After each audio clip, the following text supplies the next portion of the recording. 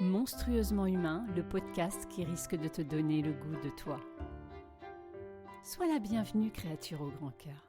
Approche-la. Sache qu'ici, tu vas peut-être te réconcilier avec qui tu es vraiment. Oui, en fait, si tu pouvais laisser là parler maintenant tout haut tes petites voix intérieures, tes ressentis, tes visions, que parfois tu kifferais de prendre, mais qu'en fait tu tais, tu juges et puis parfois tu sabotes. Parce qu'a priori, ça n'a pas l'air de rejoindre le plus grand nombre.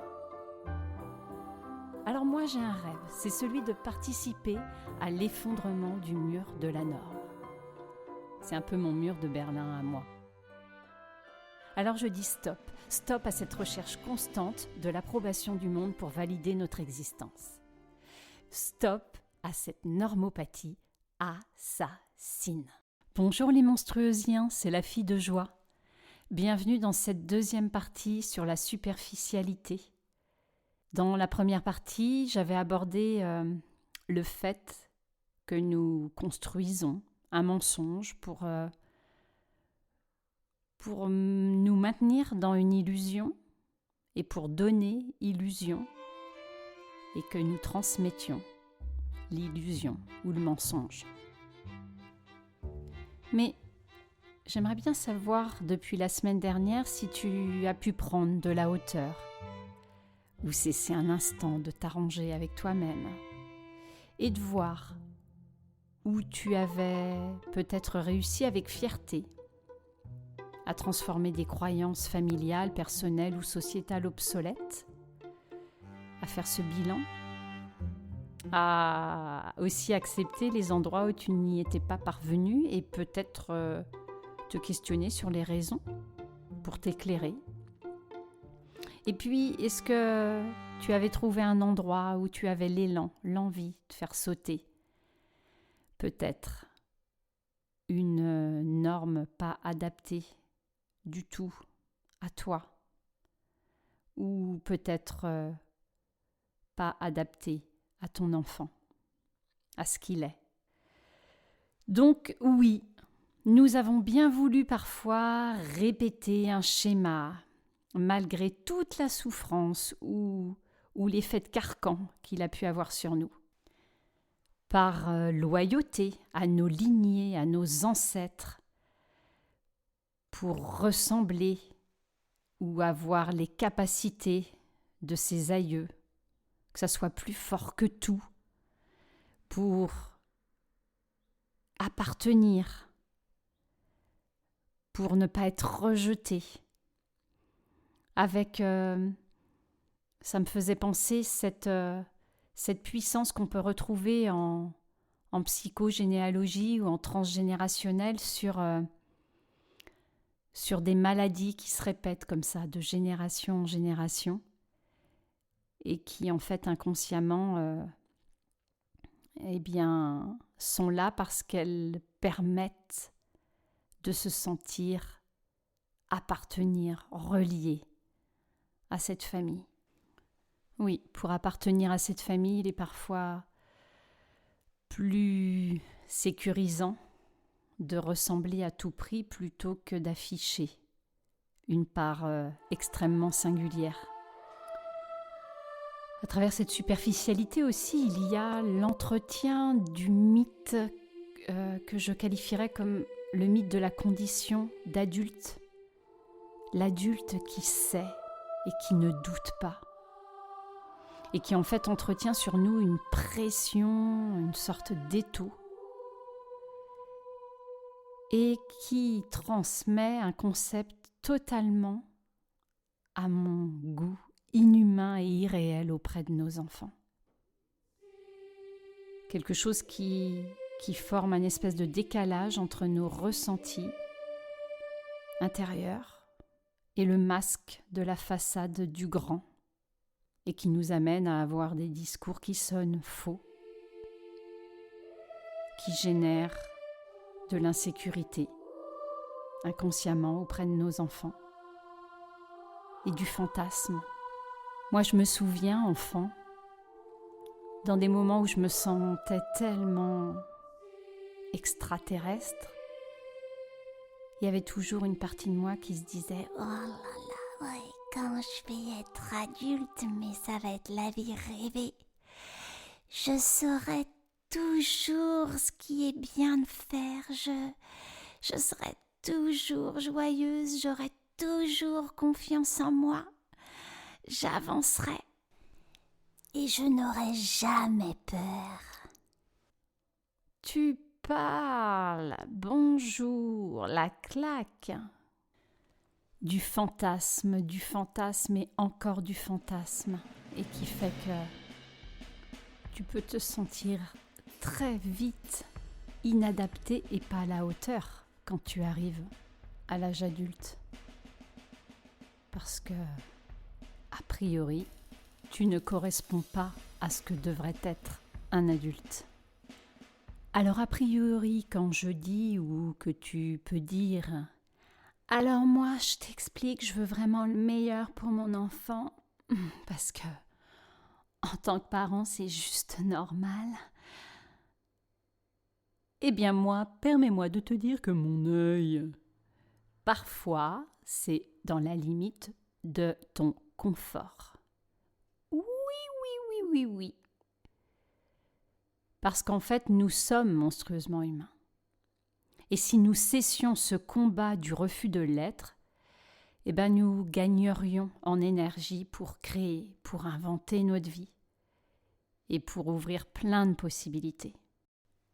Parce qu'en fait, il est temps aujourd'hui de prendre conscience de ta partie responsable, de ce qui s'entretient, l'air de rien, mine de rien. Des récits irréels, inhumains, qui nous éloignent en fait de notre humanité. Parce qu'elle est monstrueusement importante et bousculante, et même vibrante en vrai, cette humanité. Et qu'en fait, l'horreur ou l'inhumain, en fait, il se trouve dans cet empêchement à être monstrueusement humain. Cette censure, cette illusion à nous faire croire et à faire croire de génération en génération. Faire croire. Un insupportable accord tacite qui en fait peut mener à la destruction par l'égarement et le reniement total d'un être. Moi, j'ai longtemps, de par mon émotivité, caché ce qui se passait émotionnellement à mes enfants pendant une bonne partie du temps. Et ils étaient gâtés avec les parents qu'ils avaient. Et au fur et à mesure, j'ai lâché cela et pourtant, venant du milieu de la psychiatrie, il y avait une partie de moi qui me disait « Mais non, pour mettre en sécurité tes enfants, pour que tes enfants soient stables, il faut leur montrer une stabilité toi-même. » Enfin voilà, tous ces discours qui chez moi flirtaient avec la perfection.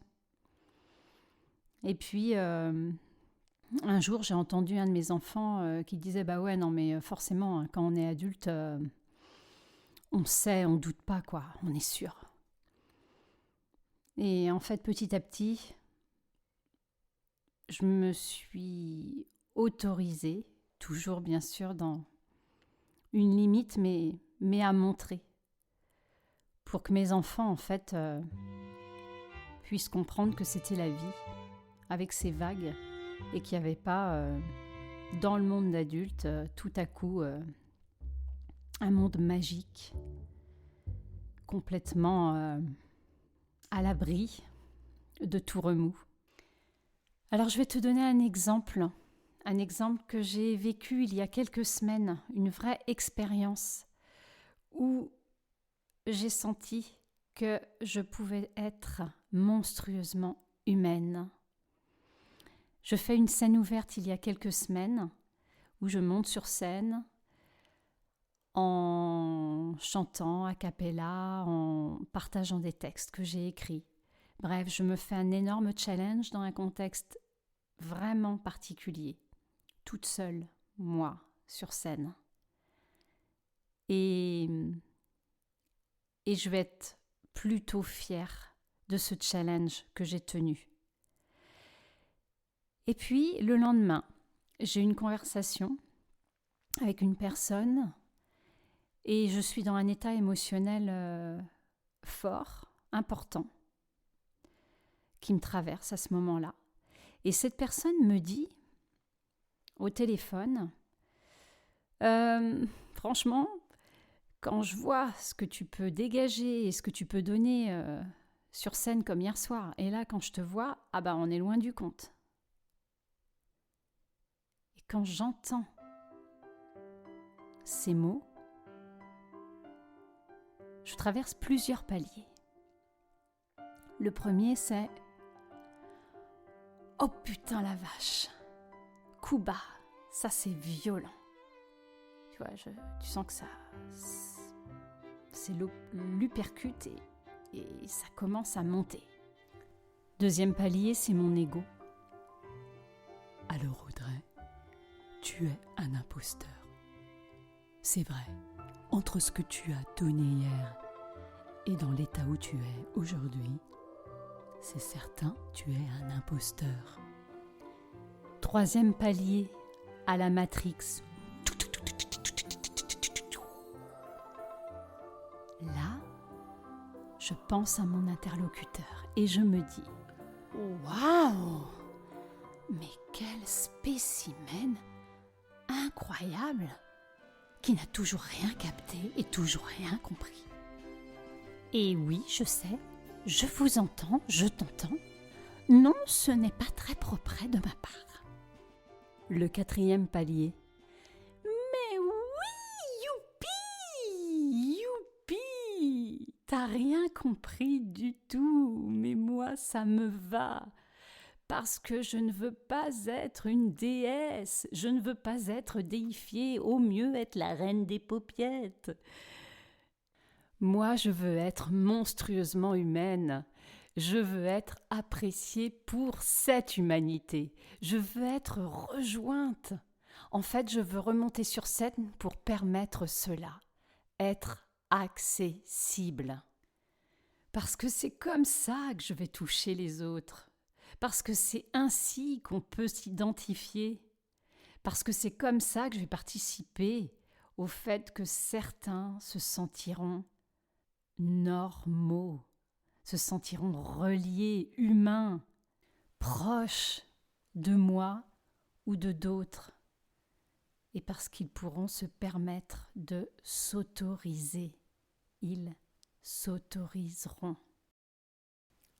Alors nous, en tant qu'adultes, en tant que parents, acceptons de ne pas savoir, acceptons de remettre en question notre éducation, peut-être certaines de nos croyances, de nos normes.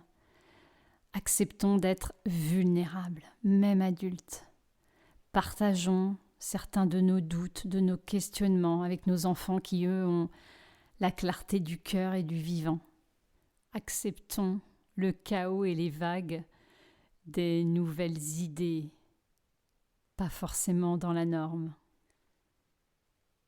Alors pour la fin de cet épisode, j'ai envie de vous partager un extrait du Tao Te Ching. Alors je le dis sûrement très très mal, les écrits de Lao Tzu qui ont plus de 2500 ans. Je vous partage ce texte qui résonne fort pour moi. Si tu veux que tes enfants réussissent, montre-leur comment échouer. Si tu veux qu'ils soient heureux, montre-leur comment être triste. Si tu veux qu'ils soient en bonne santé, montre-leur comment être malade. Si tu veux qu'ils aient beaucoup, montre-leur comment apprécier peu. Les parents qui cachent leurs échecs, nient leurs défaites et se blâment pour leurs faiblesses n'ont rien à apprendre à leurs enfants.